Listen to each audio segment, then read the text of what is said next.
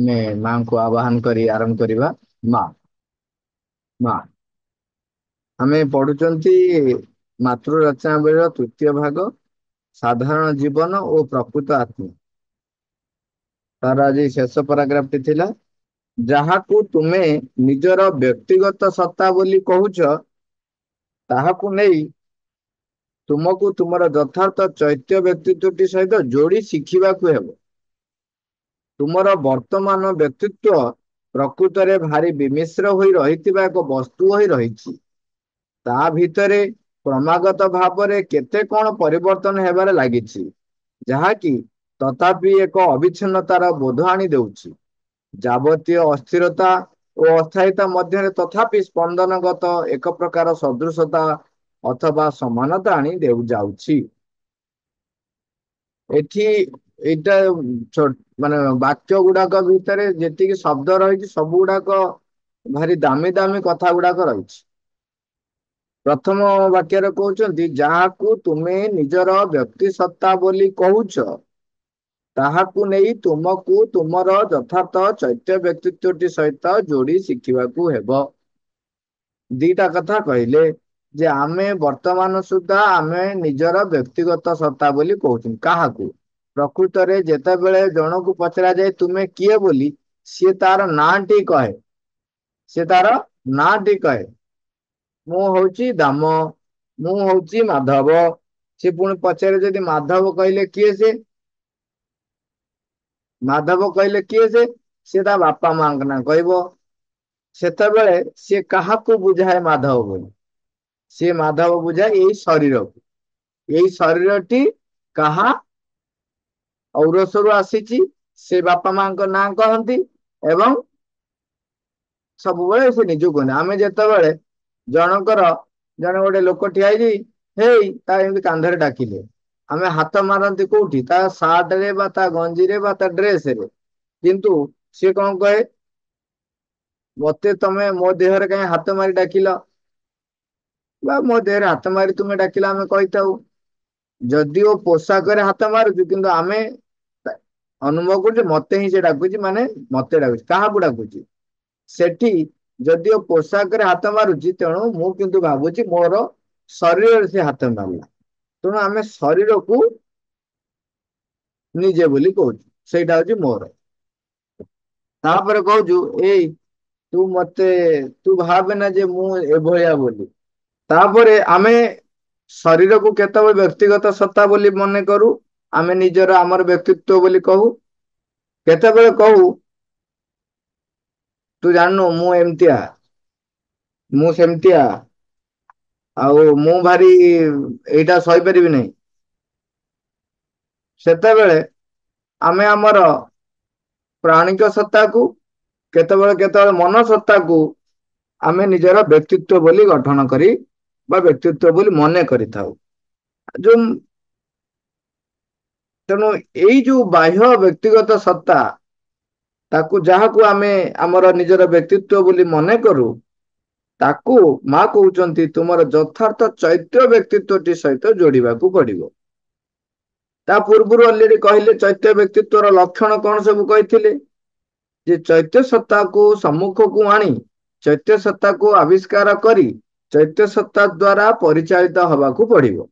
ଏବଂ ଚୈତ୍ୟ ସତ୍ତା ଦ୍ୱାରା ପରିଚାଳିତ ହବା ପାଇଁ ହେଲେ ନିଜକୁ କେତେ ଗୁଡିଏ ଛୋଟ ଛୋଟ ପ୍ରସ୍ତୁତି କରିବାକୁ ପଡିବ। ପ୍ରଥମ ପ୍ରସ୍ତୁତି ହେଲା ନିଜେ ଚାହିଁବା।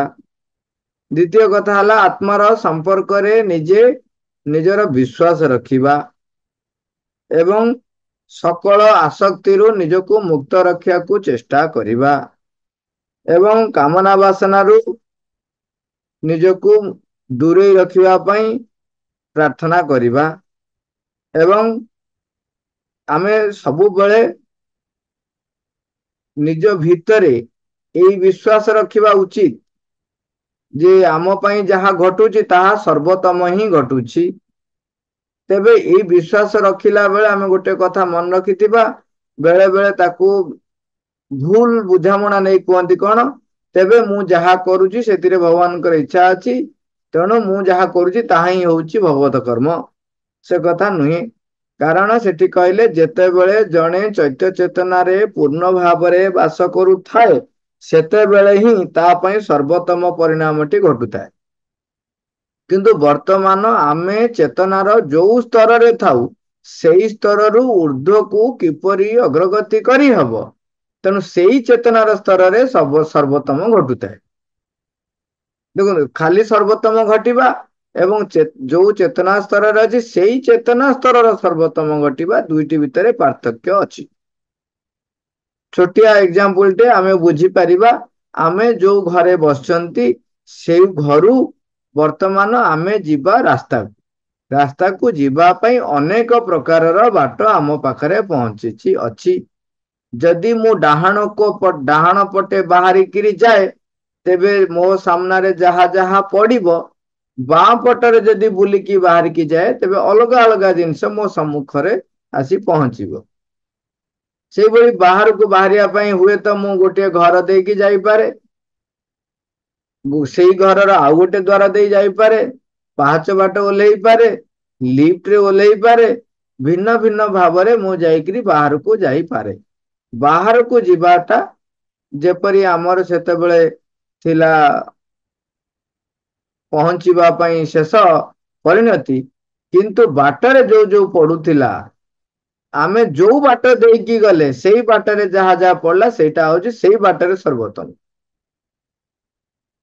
ତେଣୁ ଆମେ ଜୀବନ କ୍ଷେତ୍ରରେ ଯେତେବେଳେ ଆଗେଇକି ଯାଉଛନ୍ତି ସେତେବେଳେ ଆମେ ଚେତନାର ଯୋଉ ସ୍ତରରେ ରହୁଛନ୍ତି ସେଇ ସ୍ତରରୁ ଆହୁରି ଊର୍ଦ୍ଧ୍ୱକୁ ଅଗ୍ରଗତି କରିବା ପାଇଁ ଆମ ଚତୁଃପାର୍ଶ୍ଵରେ ଯୋଉ ଘଟଣା, ଯୋଉ ପରିବେଶ ସୃଷ୍ଟି ହୁଏ, ତାହା ସେଇ ସ୍ତରର ଚେତନାର ସେଇ ସ୍ତରର ସେଇ ସମୟ ପାଇଁ ମୋ ପାଇଁ ସର୍ବୋତ୍ତମ, କିନ୍ତୁ ତାହା ସର୍ବୋତ୍ତମ ନୁହେଁ। କାରଣ ପରମଙ୍କ ପାଖକୁ ଯିବା ପାଇଁ ଅନେକ ମାର୍ଗ ରହିଛି। ସେଥିପାଇଁ ସରଳ ମାର୍ଗ ହଉଛି ଯେପରି ଚୈତ୍ୟ ସତ୍ତାକୁ ଆବିଷ୍କାର କରିବା, ଚୈତ୍ୟ ସତ୍ତା ଦ୍ଵାରା ନିଜକୁ ପରିଚାଳିତ କରିବା ପାଇଁ ଛାଡିଦବା। ଏଇଟା ହଉଛି ସବୁଠାରୁ ସରଳ ମାର୍ଗ। ସେଥିପାଇଁ ଆମର ଯିବାଟା ସହଜ ହେଇଯିବ ବୋଲି ଆମେ ଅଲରେଡି କଥା ହେଇଛନ୍ତି, ଏବଂ ଏଇଭଳି ଭାବରେ ଅନେକ କଥା ତା ଭିତରେ ଆମେ ରହିଥିଲା। ତେଣୁ ଏଠି କହୁଛନ୍ତି ସେଇ ଚୈତ୍ୟ ବ୍ୟକ୍ତିତ୍ୱଟି ସହିତ ଆମକୁ ଯୋଡି ଶିଖିବାକୁ ହେବ। ତା ମାନେ ଆମେ ବର୍ତ୍ତମାନ ଜାଣିଲେ ଚୈତ୍ୟ ବ୍ୟକ୍ତିତ୍ୱ ପାଇଁ ଆସକ୍ତି ରହିତ ହବା, କାମନା ବାସନା ରହିତ ହବା, ଆମର ଚେତନା ବ୍ୟାପକ ହବ। ତେବେ ଆମେ ଯୋଉ ବ୍ୟକ୍ତିତ୍ୱ ଯାହାକୁ ନେଇକିରି ଆମେ ନିଜର ବ୍ୟକ୍ତିତ୍ୱଟି ଏବେ ଅଛି ତାକୁ ତା ସହିତ ଯୋଡିବା। ତା ମାନେ କାର୍ଯ୍ୟ କ୍ଷେତ୍ରରେ ଯେତେବେଳେ ଆମେ କଥା କହୁଛନ୍ତି, ମୋ ମନର ଯୋଉ ଚିନ୍ତାଧାରା ରହିଛି, ଯୋଉ ଜ୍ଞାନର ଟିକେକ ବା ଅନୁଭୂତିର ଟିକକ ତଥ୍ୟ ରହିଛି, ସେଇ ତଥ୍ୟକୁ ପରିପ୍ରକାଶ କଲା ବେଳେ ସମତା ଭାବ ରଖିବା ସହିତ ନିଜକୁ ସଂକୀର୍ଣ୍ଣତା ନ କରି ଟିକେ ବ୍ୟାପକ କରିବେ। କେମିତି ସଂକୀର୍ଣ୍ଣ ହୁଏ? ଯେ ମୁଁ ଯାହା କହୁଛି ତାହା ହିଁ ଠିକ, ଏଇଠି ହଉଛି ସଂକୀର୍ଣ୍ଣତା। ନିଜର ଜ୍ଞାନକୁ ସର୍ବୋଚ୍ଚ ବୋଲି ମନେ କଲି, କିନ୍ତୁ ପରମ ଜ୍ଞାନ ପାଖରେ ଇଏ ଜ୍ଞାନଟି କେତେ ଦୂର ଯୁକ୍ତିଯୁକ୍ତ, କେତେ ଦୂର ଯଥାର୍ଥ, କେତେ ଦୂର ସତ୍ୟଯୁକ୍ତ, ତାହା ଆମେ ଜାଣିନଥାଇ ତାକୁ ପ୍ରତିଷ୍ଠିତ କରିବାଟା ହଉଛି ନିଜର ବାହ୍ୟ ବ୍ୟକ୍ତିତ୍ୱରେ ବଞ୍ଚିବା, ସାଧାରଣ ଜୀବନରେ ବଞ୍ଚିବା। ଯେତେବେଳେ ସେଇ ଘଟଣାଟିକୁ ଟିକେ କହିଲେ ଚୈତ୍ୟ ବ୍ୟକ୍ତିତ୍ୱ ସହିତ ଯୋଡିବା, ତାମାନେ ସେତେବେଳେ ମୋ ଭିତରେ ଏଇ ଭାବ ରହିବ, ମାଙ୍କୁ ପ୍ରାର୍ଥନା ତ ନିଶ୍ଚୟ କରିବି, ଏବଂ ଏଇ ଭାବ ରହିବ ଏଇ ଯୋଉ ବ୍ୟକ୍ତିତ୍ୱ ଏତିକି ଜାଣିଛି, କିନ୍ତୁ ଆ ବାଦେ ଆହୁରି ବହୁତ ଅଛି, ବହୁତ ଥାଇପାରେ, ଆ ବିପରୀତ କଥା ବି ଥାଇପାରେ, ଆଠାରୁ ଆହୁରି ସମ୍ପୂର୍ଣ୍ଣ ଏକ ଅଲଗା ଜିନିଷ ବି ଥାଇପାରେ। ଏଇ ପ୍ରକାର ବୋଧ ରହିଲେ ଧୀରେ ଧୀରେ କଣ ହବ ନା ଆମ ଭିତରେ ଉନ୍ମୁକ୍ତତାଟା ଖୋଲିବ। ତେବେ ଚୈତ୍ୟ ସତ୍ତାର ଯୋଉ ସଂସ୍ପର୍ଶ, ଚୈତ୍ୟ ବ୍ୟକ୍ତିତ୍ୱର ଯୋଉ ଯୋଡି ହବାଟା କହୁଛନ୍ତି, ସେଇଟା ଧୀରେ ଧୀରେ ଧୀରେ ଧୀରେ ଗୋଟେ ଗୋଟେ ଗୋଟେ ଗୋଟେ ପାବଛ ଆମେ ଆଗେଇ ଯାଇପାରିବା ଏବଂ ଚୈତ୍ୟ ବ୍ୟକ୍ତିତ୍ୱ ସହିତ ଯୋଡି ହେଇପାରିବା। ସେଇଥିପାଇଁ ମା କହିଲେ ତୁମର ନିଜର ବ୍ୟକ୍ତିଗତ ସତ୍ତା ବୋଲି ଯାହାକୁ କହୁଛ ତାକୁ ଚୈତ୍ୟ ବ୍ୟକ୍ତିତ୍ୱଟି ସହିତ ଯୋଡି ଶିଖିବାକୁ ହେବ। ତୁମର ବର୍ତ୍ତମାନ ବ୍ୟକ୍ତିତ୍ୱ ପ୍ରକୃତରେ ଭାରି ବିମିଶ୍ର ହୋଇ ରହିଥିବା ଏକ ବସ୍ତୁ ହୋଇ ରହିଛି। ତା ଭିତରେ କ୍ରମାଗତ ଭାବରେ କେତେ କଣ ପରିବର୍ତ୍ତନ ହେବାରେ ଲାଗିଛି, ଯାହାକି ତଥାପି ଏକ ଅବିଚ୍ଛିନ୍ନତାର ବୋଧ ଆଣି ଦେଉଛି। ଯାବତୀୟ ଅସ୍ଥିରତା ଓ ଅସ୍ଥାୟୀତା ମଧ୍ୟରେ ତଥାପି ଏକ ସ୍ପନ୍ଦନଗତ ଏକ ପ୍ରକାର ସଦୃଶତା ଅଥବା ସମାନତା ଆଣି ଦେଉଛି। ଅନେକ ଜିନିଷ ବିମିଶ୍ର ହେଇ ରହିଛି। କାରଣ ଆମେ କୋଉ ବ୍ୟକ୍ତିତ୍ୱରେ କେତେବେଳେ ମାନେ ପ୍ରବେଶ କରୁଛୁ, ସେଇ ଅନୁସାରେ ସିଏ ପରିପ୍ରକାଶ ହଉଛି। ତା ବାଦେ ଗତ ମୁହୂର୍ତ୍ତରେ ଯାହା ଘଟଣା ଘଟିଥିଲା, ବର୍ତ୍ତମାନ ଯଦି ମୁଁ ପରିବର୍ତ୍ତନ ହବା ପାଇଁ ଚାହିଁଲି ଏବଂ ମାଙ୍କୁ ପ୍ରାର୍ଥନା କଲି ଏବଂ ନିଜକୁ ପରିବର୍ତ୍ତନ ପାଇଁ ପ୍ରସ୍ତୁତ କଲି, ତେବେ ଦୁଇ ତିନିଟା ଘଟଣା ଘଟେ। ସବୁ କଣ? ମୁଁ ପରିବର୍ତ୍ତନ ପାଇଁ ଯେତେବେଳେ ପ୍ରସ୍ତୁତ ହେଲି, ମୋ ଭିତରେ ଗ୍ରହଣଶୀଳତା ବଢିଲା। ମୋ ଭିତରେ ଗ୍ରହଣଶୀଳତା ଯେତେବେଳେ ବଢିଲା, ଯୋଉ ଘଟଣା, ଯୋଉ ପରିସ୍ଥିତି ଯାହା ଘଟିଲା, ତାକୁ ମୁଁ ଏକ ଭିନ୍ନ ଦୃଷ୍ଟିକୋଣରେ ଦେଖି ସେଥିରୁ ଶିଖିବାକୁ ଆରମ୍ଭ କଲି। ଯେତେବେଳେ ମୁଁ ଶିଖିଗଲି, ଗୋଟେ ପଦକ୍ଷେପ ଆଗେଇ ଗଲି। ଯେତେବେଳେ ଗୋଟେ ପଦକ୍ଷେପ ଆଗେଇ ଗଲି, ଗୋଟେ ପାହାଚ ଆଗେଇ ଗଲି, ତେବେ ମୋର ପାଇଁ ସର୍ବୋତ୍ତମ ଘଟଣା ଘଟିଯିବ, ଅଲଗା ହେଇଯିବ। କିନ୍ତୁ ତା ସହିତ ଏପଟରେ ମାଙ୍କ କୃପା ବି ରହିଛି। ମାଙ୍କ କୃପା ଯଦି ତା ଭିତରେ ରହିଲା, ପୁଣି ଅନ୍ୟ ଏକ ସ୍ଥିତି ଘଟିବ। ଏବଂ ସେ ସମୟରେ ମନ ଯେହେତୁ ଭିନ୍ନ ଭିନ୍ନ ପରିସ୍ଥିତିରେ ରହେ, ପ୍ରାଣର ମଧ୍ୟ ଭିନ୍ନ ଭିନ୍ନ ଜାଗାରେ ରୁଚି ରହିଥାଏ। ସିଏ ଯୋଉ ରୁଚି ଯେତେବେଳେ ପସନ୍ଦ ଅପସନ୍ଦ, ସେ ତାକୁ ପାର୍ଥକ୍ୟ ବୋଧ କରିଦିଏ। ସେଇ ଅନୁସାରେ ବ୍ୟକ୍ତିତ୍ୱକୁ ପରିଚାଳିତ କରେ। ଆମେ ମାନେ ଦେଖିଥିବା, ପ୍ରାଣ ସ୍ତରରେ, ମନ ସ୍ତରରେ ବିଭିନ୍ନତା ରହିଛି। କାହିଁକି ନା ପ୍ରାଣ ସ୍ତରରେ ମତେ ଆଜି ମୋ ପ୍ରାଣକୁ ବା ମୋର ଧାରଣାକୁ, ମନର ଧାରଣାକୁ ଯିଏ ସୁହାଉଛି, ଯିଏ ସୁହାଇଲା ଭଳିଆ କଥା କହୁଛି, ଯିଏ ସୁହାଇଲା ଭଳିଆ କାର୍ଯ୍ୟ କରୁଛି, ତେବେ ତାକୁ ମୁଁ ଆଜି ଭଲ ବୋଲି କହୁଛି। ମନେ କରାଯାଉ ମୁଁ ପୁରା ପ୍ରାଣରେ ବସବାସ କରୁଛି, ତେବେ କଣ ହବ? କାଲି ସକାଳେ ଆଉ କିଏ ଜଣେ ତାର ଅତି ଯୁକ୍ତିଯୁକ୍ତ ଭାବ ଆଣିକି ମୋ ପାଖରେ ଉପସ୍ଥାପନା କଲା। ଯୋଉ ଲୋକଟିକୁ ମୁଁ ଭଲ ବୋଲି କହୁଥିଲି, ଯୋଉ ଲୋକଟିର କାର୍ଯ୍ୟକୁ ଅତି ଭଲ ବୋଲି କହୁଥିଲି, ଯଦି ଯୁକ୍ତିଯୁକ୍ତ କିଏ ଉପସ୍ଥାପନା କଲା ଅତି ସୁନ୍ଦର ଭାବରେ ତା ବିରୁଦ୍ଧରେ, ତେବେ ଏଇ ବ୍ୟକ୍ତି ତାକୁ ହିଁ ବିରୋଧ କରିବ। କାହିଁକି ନା ପ୍ରାଣ ସ୍ତରରେ ଯେହେତୁ ମନ ତା ଭିତରେ ଆସି ପହଞ୍ଚି ନାହିଁ, ବା ମନ ଥାଇକି ମଧ୍ୟ ପ୍ରାଣ ତାକୁ ସକ୍ସିଡ କରି ରହିଛି, ତେବେ ସାଙ୍ଗେ ସାଙ୍ଗେ କାଲି ସକାଳେ ଯାହା କହିଥିଲା, ଆଜି ଆଉ ଗୋଟେ କଥା କହିବ। ତେଣୁ ଏଇ ପ୍ରକାରର ଗତିସ୍ପନ୍ଦନ ସବୁବେଳେ ଆମ କ୍ଷେତ୍ରରେ ଘଟି ଚାଲିଥାଏ। ଗୋଟିଏ କଥା ହଉଛି, ନିଜର ବିଭିନ୍ନତା ରହିଛି। କେତେବେଳେ ରୁଚି ଇଆଡେ ତ କେତେବେଳେ ରୁଚି ସିଆଡେ। ଯଦି ମେରୁଦଣ୍ଡ ହିଁ ନାହିଁ, ଠିକ ଚୈତ୍ୟ ବ୍ୟକ୍ତିତ୍ୱ ତିଆରି ହେଇନାହିଁ, ତେବେ ଇତସ୍ତତଃ ହବା ସ୍ୱାଭାବିକ। ମାମୁଁ ଯୋଉ କହନ୍ତି, ମାଧିଆ ଭାଇ ସବୁଥିରେ ହୋଇ ହୋଇ, ସେଭଳି ହବା ସ୍ୱାଭାବିକ। ତା ଭିତରେ ପୁଣି ଆଉ ଉଚ୍ଚତର କଥା ଯଦି ଦେଖାଯାଏ, ତେବେ ମାଙ୍କ କୃପା ଅଛି, ମୋର ପ୍ରସ୍ତୁତି ରହିଛି। ପରିବର୍ତ୍ତନ ତ ସବୁବେଳେ ହଉଛି। ତେଣୁ ଆମର ଜୀବନର ସବୁ ଯାକ ଘଟଣା କଣ ହୁଏ? ଅସ୍ଥିରତା, ଅସ୍ଥାୟିତ୍ୱ ଏବଂ ଗୋଟେ ବିମିଶ୍ର ହେଇକି ରହିଥାଏ। କିନ୍ତୁ ମା ଏଠି ସୁନ୍ଦର ଭାବରେ ଆଉ ଗୋଟେ କଥାକୁ ଯୋଡି ଦଉଛନ୍ତି। କଣ କହୁଛନ୍ତି? ସେ କହୁଛନ୍ତି, ଏ ସବୁ ଥାଇ ମଧ୍ୟ ଆମ ଭିତରେ ଗୋଟେ ଅବିଚ୍ଛିନ୍ନତାର ବୋଧ ଥାଏ। କାହିଁକିନା ଏଇ କଥାଟି ଯେତେବେଳେ କହିବେ, ଲୋକ ସମସ୍ତେ କହିବେ, କାହିଁକି ନାହିଁ ତ, ମୁଁ ତ କିଛି ଅନୁଭବ କରିପାରୁନି। ମା ସେଇଥିପାଇଁ କହିଲେ, ଏ ସବୁ ଥିଲେ ମଧ୍ୟ ଆମେ ଭାବୁଛୁ ମୁଁ ଗୋଟାଏ ବୋଲି। କାହିଁକି ନା ଏଇଟା ମୋର ବ୍ୟକ୍ତିତ୍ୱ ବୋଲି କହୁଛି, କିନ୍ତୁ ସେତେବେଳେ ଗୋଟିଏ ସତ୍ତା ଆସି ମତେ କବଳିତ କରି କାର୍ଯ୍ୟରେ ପରିଣତ କରି ନେଇଗଲା, ମୋ ଭିତର ଦେଇକି ପରିପ୍ରକାଶ ହେଲା। ଏଇ ଜ୍ଞାନ ବା ଏଇ ବୋଧଟି ମୋର ଆସି ନଥାଏ। ଇଏ ବୋଧେ ଏଇ ପ୍ରକାରର ଯେତେ ପ୍ରକାର ଯାବତୀୟ ପରିବେଶରେ ଯେତେ ବିଭିନ୍ନତା ମଧ୍ୟ ରହିଲେ ମଧ୍ୟ ତାକୁ ଭାବେ ଏଇଟା ମୁଁ କରୁଛି ବୋଲି, ଏଇଟା ମୁଁ କରୁଛି ବୋଲି। ତେଣୁ ଅବିଚ୍ଛିନ୍ନତା ବୋଧଟିଏ ଆମ ଭିତରେ ତଥାପି ଥାଏ। ମା କହୁଛନ୍ତି, ଏହା ପ୍ରାୟ ଏପରି ଗୋଟେ ନଦୀ ସଦୃଶ ହୋଇ ରହିଛି, ଯାହାକି କେତେବେଳେ ସେ ସମାନ ନଦୀ ହୋଇ ରହିନାହିଁ। ନଦୀଟି ଯେତେବେଳେ ବହିଯାଏ, ନଦୀ ପାଣି ଆପଣ ଯୋଉ ଜାଗାରେ ଧରନ୍ତୁ, ସେଇ ଜାଗାରେ ସେ ପାଣି ସବୁ ଥାଏ କି? ନଥାଏ। ସାଙ୍ଗେ ସାଙ୍ଗେ ସେ ତ ବହିଗଲା, ପୁଣି ନୂଆ ପାଣି। କିନ୍ତୁ ସମଗ୍ର ନଦୀ ହଉଛି ଆମର ଗୋଟିଏ ନଦୀ। ଆମେ କହୁଛୁ ସେଇ ନଈ ପାଣି। ଯୋଉ ଜାଗାରୁ ପାଣି ଆଣିଲେ, ଏଇ ମୁହୂର୍ତ୍ତରେ ଆଣିଲେ, ତାପର ମୁହୂର୍ତ୍ତରେ ସେଠି ଆଉ ସେ ପାଣି ନାହିଁ, ନଦୀ ବହିଗଲାଣି। କିନ୍ତୁ ଆମେ କହୁଛୁ ଏଇଟା ହଉଛି ଗୋଟାଏ ନଦୀ, ଏଇଟା ହଉଛି ସେଇ ନଦୀର ପାଣି, ନଦୀ ବୋଲିକୁ। କିନ୍ତୁ ନଦୀ ବର୍ତ୍ତମାନ ସାଙ୍ଗେ ସାଙ୍ଗେ ଯୋଉ ପାଣି ଥିଲା ସେ ଚାଲିଗଲାଣି। ତେଣୁ ନଦୀର ନିଜର ଯୋଉ ସ୍ଥିତି, ନଦୀର ଯୋଉ ସ୍ଥିତି ରହିଛି କଣ? ତା ପାଣି, ତାର ଜଳର ପ୍ରାବଲ୍ୟ ରହିଛି, ସେଇ ପ୍ରାବଲ୍ୟ ତାର ସ୍ଥିତି। କିନ୍ତୁ ଜଳ, ସେଇ ଜଳ ତା ପାଖରେ ସବୁବେଳେ ରହୁନାହିଁ, ସେ ଜଳ ଚାଲି ଯାଉଛି। କିନ୍ତୁ ନଦୀର ଏକ ନିଜସ୍ୱ ସ୍ଥିତି ରହିଛି। ମା କହୁଛନ୍ତି, ସେଇଭଳି ଭାବରେ ଆମ ଭିତରେ ଅନେକ ଶକ୍ତି, ଅନେକ ଅ, ମାନେ ମିଶ୍ରିତ ହେଇକି ଆମ ଭିତରେ ବ୍ୟକ୍ତି ସତ୍ତା ବା ବ୍ୟକ୍ତିତ୍ୱ ଥିଲେ ମଧ୍ୟ ଆମେ ତାକୁ ଅବିଚ୍ଛିନ୍ନ ବୋଲି ବା ନିର୍ଦ୍ଦିଷ୍ଟ ଏକକତା ବା ଅବିଚ୍ଛିନ୍ନତା ବୋଲି ଗ୍ରହଣ କରୁ। ତେଣୁ ମା କହୁଛନ୍ତି ଏଇ ଅବିଚ୍ଛିନ୍ନତା ଏଇ ଏକକତା ରହିଛି। କେମିତି ରହିଛି ସେଟାର ଗୋଟେ ଏକ୍ଜାମ୍ପଲ ଟେ ଦେଲେ। ତୁମର ନିତ୍ୟ ନୈମିତିକ ସାଧାରଣ ସତ୍ତାଟିକୁ ତୁମେ ନିଜର ଅସଲ ସତ୍ତାଟିର କେବଳ ଏକ ଛାୟା ବୋଲି ହିଁ ଜାଣିବ। ତେଣୁ ଏଠି ଯୋଉଟା ବାହାରେ ପରିପ୍ରକାଶ ହଉଛି, ଯୋଉ ବାହ୍ୟ ସତ୍ତା ଯୋଉ ବାହାରେ ପରିପ୍ରକାଶ ହଉଛି, ଏଇଟା ଗୋଟେ ଛାୟା ବୋଲି ଜାଣିବ ମା କହୁଛନ୍ତି। କାହିଁକି ଛାୟା? ଆରେ ଆମର ନିଜସ୍ୱ ବ୍ୟକ୍ତିତ୍ୱଟି ଅଲଗା। କାଲି ଆପଣ ଚିନ୍ତା କରୁନାହାନ୍ତି, ଯୋଉ ଶରୀର ମୁଁ ଜନ୍ମ ହେଲା ବେଳେ ଥିଲା, କେତେ କେତେ କୋଷ ପରିବର୍ତ୍ତନ ହେଇ ହେଇ ବର୍ତ୍ତମାନ ଯୋଉ ଶରୀର ରହିଛି, ଆଉ ସେ ପୁରୁଣା କୋଷ କିଛି ନାହିଁ। ଆମେ ଜାଣନ୍ତରେ ଆମେ ଜାଣିଥିବା, ଯୋଉଟା କହିଲେ ସମସ୍ତେ ବୁଝି ହବ, ଯେ ଆମର କଣ କରନ୍ତି ନା 3 ମାସକୁ ଥରେ ବା 4 ମାସକୁ ଥରେ ତୁମେ ରକ୍ତଦାନ କରିପାରିବ ବୋଲି କୁହାଯାଏ। ଏବଂ କୁହାଯାଏ ଯେ ରକ୍ତଦାନ କର, କାରଣ ଏମିତିରେ ବି 120 ଦିନରେ ବା 4 ମାସରେ ଆମର ଆରବିସି ର ସେ ଆରବିସି ଗୁଡାକ ଶରୀର ତ୍ୟାଗ କରନ୍ତି। ଏବଂ ଆଉ ତ ଅନ୍ୟାନ୍ୟ ରହିଛି ଯେ ଦିନେ 2 ଦିନ 3 ଦିନ ବଞ୍ଚନ୍ତି। WBC ର ରହିଛି କିଏ 3 ଦିନ ବଞ୍ଚେ। ତେଣୁ 3 ଦିନ ପରେ ସେ ଚେଞ୍ଜ ହେଇଯାଉଛି। ଏଇଭଳି ଭାବରେ ଦେଖିଲେ ବର୍ତ୍ତମାନ ଆପଣ ଖାଲି ଏମିତି ହାତରେ ଘଷି ଦଉନାହାନ୍ତି, ଘଷି ଦେଲେ ଆପଣଙ୍କ ଶରୀରରୁ କେତେ ଗୁଡେ କୋଷ ନଷ୍ଟ ହେଇଗଲା ଆମେ କେହି ଜାଣିପାରୁନୁ।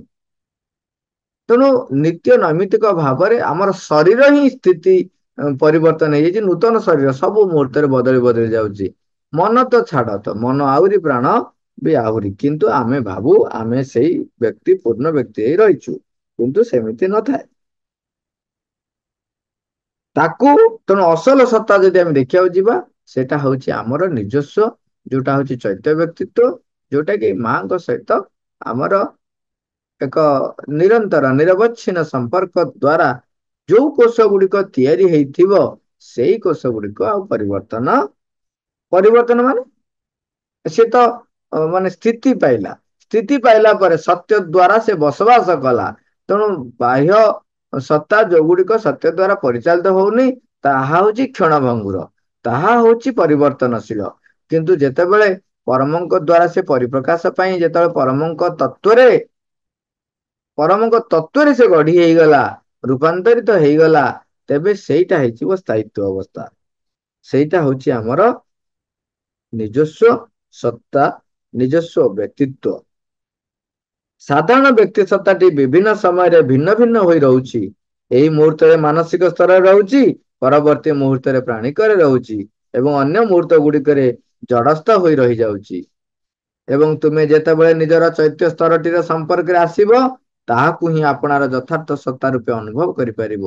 ସେତିକି ବେଳେ ଯାଇ ତୁମେ ନିଜର ଅସଲ ବ୍ୟକ୍ତିତ୍ୱକୁ ଉପଲବ୍ଧି କରିପାରିବ। ସେତେବେଳେ ତୁମେ ପ୍ରକୃତରେ ଗୋଟାଏ ହୋଇଯାଇପାରିବ। ସେତେବେଳେ ତୁମକୁ ଆଉ କିଛି ହେଲେ ଦୋହଲାଇ ଦେଇପାରିବ ନାହିଁ, ତୁମକୁ ବିଚଳିତ କରିପାରିବେ ନାହିଁ। ସେତେବେଳେ ଯାଇ ତୁମେ ସ୍ଥାୟୀ ଏବଂ ଦୃଢ ଅଗ୍ରଗତି କରିପାରିବ। ଏବଂ ଖାଇବା ପ୍ରତି ଲାଳସା ପ୍ରଭୃତି କ୍ଷୁଦ୍ର କଥାରେ ଅନେକ ଉର୍ଦ୍ଧ୍ୱରେ ବାସ କରିପାରିବ।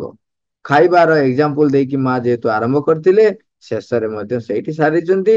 ମା କହୁଛନ୍ତି ଯେତେବେଳେ ଚୈତ୍ୟ ବ୍ୟକ୍ତିତ୍ୱର ଆମର ତିଆରି ହେଇଯିବ, ଚୈତ୍ୟ ସତ୍ତା ସମ୍ପର୍କରେ ଆମେ ଆସି ଆମର ବାହ୍ୟ ସତ୍ତା ଗୁଡିକ ତାଙ୍କ ଦ୍ଵାରା ପରିଚାଳିତ ହବାକୁ ଆରମ୍ଭ କରିବେ, ସେତେବେଳେ ଯୋଉ ପରିବର୍ତ୍ତନ ହବ ସେଟା ସ୍ଥାୟୀ ହବ ଏବଂ ଦୃଢ ଅଗ୍ରଗତି ହବ, ତୀବ୍ର ଅଗ୍ରଗତି ହବ। ଏବଂ ସେତେବେଳେ ମା କହୁଛନ୍ତି ଖାଇବା ପ୍ରତି ଆମର ଯୋଉ ଲାଳସା ରହିଛି, ଏଇ ଯୋଉ ଛୋଟ ମୋଟ କଥାରେ ଆଉ ସିଏ ବାସ କରିବ ନାହିଁ, ତାକୁ ଗୁରୁତ୍ୱ ଦବ ନାହିଁ। ଖାଇବା ଗୋଟେ ଏକ୍ଜାମ୍ପଲ ଦେଇଥିଲେ। ସେଇଭଳି କାର୍ଯ୍ୟରେ ଆମେ ଯୋଉ କହୁ ଏଇ କାର୍ଯ୍ୟ ମୁଁ କରିବି, ସେ କାର୍ଯ୍ୟ ମୁଁ କରିବି ନାହିଁ, ମୋ ଭଳିଆ ଲୋକ ଏ କାର୍ଯ୍ୟ କରିବ? ହଁ, କଣ କହୁଛ? ମୁଁ ଏଇଟା ମୋ ଦ୍ଵାରା ହବ ନାହିଁ, ଇଏ ଏକା କଥା। ମୁଁ ସବୁ କରିଦେବି, ଏକା କଥା। ସେଇ ଯୋଉ ଭାବ, ସେ ଭାବ ହିଁ ଆଉ ନଥିବ। କାମ ଏଇଟା କରିବି ସେଟା କରିବି ନାହିଁ, ସେ ଭାବ ନଥିବ। ବଡ ସାନ ଯୋଉଟା ଆମେ କଥାରେ କେବଳ କହି ଆସିଛୁ, ତାକୁ କାର୍ଯ୍ୟରେ ପରିଣତ କରିନାହୁଁ। ଛୋଟ ବଡ କାମ ବୋଲି କଥାରେ କହୁ, କିନ୍ତୁ ଆମେ ତଥାପି ବି ଛୋଟ ବଡ କାମ ବୋଲି ଭାବୁ। ଯେତେବେଳେ ଚୈତ୍ୟ ବ୍ୟକ୍ତିତ୍ୱରେ ଆମେ ବସବାସ କରିବା, ସେତେବେଳେ ପରମଙ୍କ ସହିତ ଆମର ଏକ ସ୍ଥାୟୀ ସଂଯୁକ୍ତ ତ ହେଇଯାଇଥିବ। ସେଇ ଯୋଉ ସ୍ଥାୟୀ ସଂଯୋଗ ଫଳରେ ଆମର ଦୃଷ୍ଟିକୋଣ, ଆମର ମନର ଯୋଉ ବିଚାର, ଏ ସବୁ ତା ଦ୍ଵାରା ପରିଚାଳିତ ହଉଥିବ। ଦୃଷ୍ଟିକୋଣ, ବର୍ତ୍ତମାନ ଯୋଉ ଦୃଷ୍ଟିକୋଣ ରହିଛି, ଏଇ ତ ଆଖିର ପାୱାର କମିଗଲେ ଚଷମା ଲଗେଇବାକୁ ପଡୁଛି। ସେତେବେଳେ ଗୋଟେ ଅନ୍ତର ଦୃଷ୍ଟି ଖୋଲି ଯାଇଥିବ, ପରମଙ୍କ ଦୃଷ୍ଟିରେ ସେତେବେଳେ ପରିଚାଳିତ ଆମେ ହଉଥିବା, ସିଏ ସତ୍ୟ ଦୃଷ୍ଟିକୋଣରୁ ଯାହା ଆବଶ୍ୟକ ସେତିକି ହିଁ ସେ କାର୍ଯ୍ୟ କରିବ। ଆମେ ଦେଖିଥିବା ମହାଭାରତରେ ବ୍ୟାସଦେବ ଦେଖୁଛନ୍ତି ଯେ ଭବିଷ୍ୟତ କଣ ହବ, ତାଙ୍କୁ ଦେଖା ଯାଉଛି, କିନ୍ତୁ ସିଏ ସିଧାସଳଖ କହିପାରୁନାହାନ୍ତି, କାରଣ ତାଙ୍କୁ ଯାହା ନିର୍ଦ୍ଦେଶ ଅଛି ଯେତିକି କହିବେ ସେ ସେତିକି ମାତ୍ର ଆଭାସ ଦଉଛନ୍ତି, ପୂର୍ଣ୍ଣ ଆଭାସ ଦଉନାହାନ୍ତି, ପୂର୍ଣ୍ଣ କଥା କହୁନାହାନ୍ତି। କାରଣ ଭଗବାନ ଚାହିଁ ନାହାନ୍ତି ଯୋଉଟା ସିଏ ତାହା ସେ ପରିପ୍ରକାଶ କରିବେ ନାହିଁ। ଭଗବାନ ଚାହିଁଲେ କଣ ନା ମଣିଷକୁ ସତର୍କ କରେଇଦବା ପାଇଁ, ମଣିଷକୁ ସୁଯୋଗ ଦବା ପାଇଁ ବାଛିବାକୁ, ଏଇଟା କରିବି କି ସେଇଟା କରିବି। ଧୃତରାଷ୍ଟ୍ର ବାଛିଲେ କଣ ବାଛିଲେ ନା ନିଜ ପରିବାରର ବିନାଶ ବାଛିଲେ। ସେ ବାଛିଲେ ଯେ ମୋର ରାଜଗାଦି ଦରକାର, ମୋର ପୁତ୍ର ମୋହ ଦରକାର, ମୋର କ୍ଷମତା ଦରକାର, ଏଇ ସେଇ କ୍ଷମତା ପାଇଁ ମୁଁ ଯାହା ବି ଚାਹਾਂ ତାହା କରିପାରିବି। ତେଣୁ ତାର ପରିଣାମ ନିଜର ବଂଶର ବିନାଶ। ଯଦିଓ ବ୍ୟାସଦେବ ତାଙ୍କୁ ବୁଝେଇଥିଲେ, ସବୁ କରିଛନ୍ତି, କିନ୍ତୁ କିଛି ସେ ଶୁଣି ନାହାନ୍ତି। ସିଏ ବି ଜାଣିଛନ୍ତି ବ୍ୟାସଦେବ ଭବିଷ୍ୟତ ଦ୍ରଷ୍ଟା, ବ୍ୟାସଦେବ ସେ ଭଗବାନଙ୍କ ସହିତ ତାଙ୍କର ସମ୍ପର୍କ ରହିଛି, ସେ ସବୁବେଳେ ଭଗବାନ ସହିତ ଏକତ୍ଵ ହେଇଥାନ୍ତି, ଜାଣିଛନ୍ତି, କିନ୍ତୁ ତାଙ୍କ କଥା ସେ ଶୁଣି ନାହାନ୍ତି। ତେଣୁ କିନ୍ତୁ ବ୍ୟାସଦେବ ସବୁ କଥା ସିଧାସଳଖ କହୁନାହାନ୍ତି, କାରଣ ଭଗବାନ କେତିକି ଚାହୁଁଛନ୍ତି, ଭଗବାନ ଯେତିକି ଚାହୁଁଛନ୍ତି ସେତିକି ସେ ପରିପ୍ରକାଶ କରିଛନ୍ତି। ଭଗବାନ ଚାହୁଁଛନ୍ତି, ମଣିଷକୁ ଦେଇଛନ୍ତି, ମନ ଦେଇଛନ୍ତି, ତାକୁ ବାଛିବା ପାଇଁ ସାମର୍ଥ୍ୟ ଦେଇଛନ୍ତି, ସୁଯୋଗ ଦଉଛନ୍ତି, ତୁମେ ବାଛ ଏଇଟା ନା ସେଇଟା। ତଥାପି ଅନେକ ଥର ଶ୍ରୀକୃଷ୍ଣ ନିଜେ ଯେତେବେଳେ ଦୂତ ହେଇକି ଯାଇଥିଲେ ସେତେବେଳେ ବି ସୁଯୋଗ ଦେଲେ, କିନ୍ତୁ ମନୁଷ୍ୟକୁ ବାଛିବାକୁ ପଡିବ ସତ୍ୟ ଅଥବା ରସାତଳ। ଯେତେବେଳେ କ୍ଷମତାର, ଧନର ଏବଂ ଯୋଉ କ୍ଷମତା, ଧନ, ଅର୍ଥ ଏବଂ ନିଜର ଆତ୍ମ ବଡ଼ିମା, ନିଜକୁ ପ୍ରତିଷ୍ଠିତ କରିବାର ମୋହରେ ଆମେ ଯେତେବେଳେ ବାହ୍ୟ ବ୍ୟକ୍ତିଗତ ସତ୍ତାକୁ, ବାହ୍ୟ ବ୍ୟକ୍ତିତ୍ୱକୁ, ବାହ୍ୟ ଐଶ୍ୱର୍ଯ୍ୟକୁ, ବାହ୍ୟ ଧନାଢ୍ୟକୁ, ବାହ୍ୟ ପ୍ରତିପତ୍ତିକୁ ଆମେ ଯେତେବେଳେ ଗୁରୁତ୍ୱ ଦଉ, ସେତେବେଳେ ସେଇ ମୁହୂର୍ତ୍ତରେ ଲାଗେ ଇଏ ବହୁତ ଗୁରୁତ୍ୱପୂର୍ଣ୍ଣ। କିନ୍ତୁ ଆମେ ଜାଣି ରଖିବା ସେଗୁଡିକ ହଉଛି ସାଧାରଣ ଜୀବନ, ସାଧାରଣ ଜୀବନ। ତେଣୁ ଯେତେବେଳେ ଚୈତ୍ୟ ସତ୍ତା ସହିତ ଆମର ସମ୍ପର୍କୀଭୂତ ହବ, ସେତେବେଳେ ଚୈତ୍ୟ ସତ୍ତା ଦ୍ଵାରା ପରିଚାଳିତ ହବାକୁ ଆରମ୍ଭ କରିବ, ସେତେବେଳେ ଆମର ଚୈତ୍ୟ ଆୟତନଟି ଭିତରେ ଆମେ ବାସ କରିବାକୁ ଆରମ୍ଭ କରିବା। ଚୈତ୍ୟ ଆୟତନରେ ବାସ କଲେ ଆମ ଭିତରେ ସମତ୍ଵ ଭାବ ରହିବ, ଆମ ଭିତରେ ପରିବ୍ୟାପ୍ତ ଭାବ ରହିବ, ଏବଂ ସେତେବେଳେ ଆମ ଭିତରେ ଭୁଲ କରିବାର ଆଶଙ୍କା ହିଁ ନଥିବ। କାମନା ବାସନା ତ ଆମ ପଛରେ ଜ୍ୱର ଭଳି ଆମକୁ ଆଉ ମାଡି ବସିବ ନାହିଁ, ଆମକୁ ଆସକ୍ତି ଆଉ ମାଡି ବସିବ ନାହିଁ, ଆସକ୍ତିର ବଶବର୍ତ୍ତୀ ହେଇପାରିବା ନାହିଁ। ସେତେବେଳେ ସମସ୍ତଙ୍କ ଭିତରେ ମାଙ୍କୁ ଦେଖୁଥିବ, ତେଣୁ କାହା ପ୍ରତି ଆସକ୍ତ ହବ ନା ନିଜର କୌଣସି ଚିନ୍ତାଧାରା ପ୍ରତି ଆସକ୍ତ ହବ, ନା ନିଜର କୌଣସି ମହତ୍ଵ, ମୋର ଏଇଟା ଗୁରୁତ୍ଵ, ଏଇଟା ମୋର ଭଲ ଗୁଣ ସେ ମୋର ହିଁ ନଥିବ, ତା ପ୍ରତି ବି ଆସକ୍ତ ହେଇପାରିବ ନାହିଁ। କିମ୍ବା ନିଜର ବ୍ୟକ୍ତି ଯେ ଏଇ ଇଏ ମୋର ସେବା କରୁଛି, ତେଣୁ ତା ପ୍ରତି ଆସକ୍ତ ହେବି। ଏଇଠି ମନେ ପଡୁଛି ଛୋଟିଆ କଥାଟେ, ଗୋଟେ ଲାଇନ ଦି ଲାଇନରେ ସରିଯିବ। ଜଣେ ସାଧୁ କଣ ହେଇଛି, ତାଙ୍କୁ ହଠାତ୍ ଲୋକ ଭାବିଲେ ପିଲା ଧରା ବାହାରିଛି ବୋଲି, ତାଙ୍କୁ ବହେ ଖଣ୍ଡେ ପିଟିଛନ୍ତି। ପିଟିଲା ବେଳେ ତାପରେ ତା ଭିତରେ କିଏ ଜଣେ ଦେଖିଛନ୍ତି, ନା ନା ନା ନା ଆରେ ଇଏ ବାଜ, ଇଏ ପିଲା ଧରା ବାଜ ନୁହଁ, ଇଏ ସେଇ ଲୋକ ନୁହଁ ତମେ ଯାହାକୁ ଭାବୁଛ, ଇଏ ସାଧୁ। ତେଣୁ ତାପରେ ତାକୁ କଣ କରୁଛନ୍ତି, ସେଇ ଲୋକମାନେ ସାଙ୍ଗେ ସାଙ୍ଗେ ତାର ପ୍ରରୋଚନାରେ ଆସି ମାଡ ଛାଡି ଦେଇ ଯାଇଛନ୍ତି। ତାପରେ ଅନ୍ୟ ସବୁ ସାଧୁ ଭଲ ଲୋକ କିଛି ଲୋକ ଆସି ତାଙ୍କୁ ସବୁ ସେବା ଶୁଶ୍ରୂଷା କରୁଛନ୍ତି, ତାଙ୍କୁ କ୍ଷୀର ଦଉଛନ୍ତି ପିଇବା ପାଇଁ। ଯେତେବେଳେ ସେ ଟିକେ ସାଷ୍ଟାଙ୍ଗ ହଉଛନ୍ତି, ତାଙ୍କୁ ପଚାରୁଛନ୍ତି ଆଉ ଚିହ୍ନି ପାରୁଛୁ ନା ନାଇଁ, ଆଉ ମହାରାଜ ଆପଣ ଜାଣିପାରୁଛନ୍ତି ଆମେ ସବୁ କିଏ ବୋଲି, ଆମେ କଣ କରୁଛୁ ଆପଣ ଜାଣିପାରୁଛନ୍ତି? ନା ହଁ ମୁଁ ଜାଣିପାରୁଛି। ନା କଣ ଜାଣିପାରୁଛନ୍ତି? ନା ଯିଏ ମତେ ପିଟୁଥିଲା ସିଏ ମତେ ବର୍ତ୍ତମାନ ସିଏ ମୋର ସେବା କରୁଛି, ଯିଏ ମତେ ପିଟୁଥିଲା ସିଏ ହିଁ ମତେ କ୍ଷୀର ସୁଯୋଗ ଦଉଛି, କ୍ଷୀର ଦଉଛି ପିଇବା ପାଇଁ, ଉଷୁମ କ୍ଷୀର ମୁଁ ପିଉଛି, ମତେ ସାଷ୍ଟାଙ୍ଗ କରୁଛନ୍ତି। ତେଣୁ ଏଠି ସିଏ ବ୍ୟକ୍ତି ବାହ୍ୟ ବ୍ୟକ୍ତି ଆଉ ଦେଖି ପାରୁନାହାନ୍ତି। ସେ ବ୍ୟକ୍ତି ଭିତରେ ଥିବା ଅନ୍ତର ସତ୍ତାକୁ ଦେଖୁଛନ୍ତି। ଆଉ ଅନ୍ତରରେ ଆମେ ସମସ୍ତଙ୍କ ଭିତରେ ସେଇ ପରମ ନିଜେ ଉପସ୍ଥିତ ରହିଛନ୍ତି। ତେଣୁ ସେଇଟା ହଉଛନ୍ତି ପ୍ରକୃତ ଆତ୍ମା। ତେଣୁ ଚୈତ୍ୟ ବ୍ୟକ୍ତିତ୍ବ ହଉଛି ଆମର ପ୍ରକୃତ ବ୍ୟକ୍ତିତ୍ବ। ଆମେ ମାଙ୍କୁ ଆହ୍ୱାନ କରିବା, ମାଙ୍କୁ ପ୍ରାର୍ଥନା କରିବା। ଚୈତ୍ୟ ସତ୍ତା ଦ୍ଵାରା ଆମେ ସବୁବେଳେ କିପରି ପରିଚୟ ଦେଇପାରିବା, ଚୈତ୍ୟ ସତ୍ତା ମୋର ସମ୍ମୁଖ କିପରି ଆସିବ, ସେଇ ପ୍ରାର୍ଥନା ସହିତ, ସେଇ ଆସ୍ପୃହା ସହିତ ଆମେ ମାଙ୍କୁ ଆହ୍ୱାନ କରିବା। ମା, thank you all. Robert.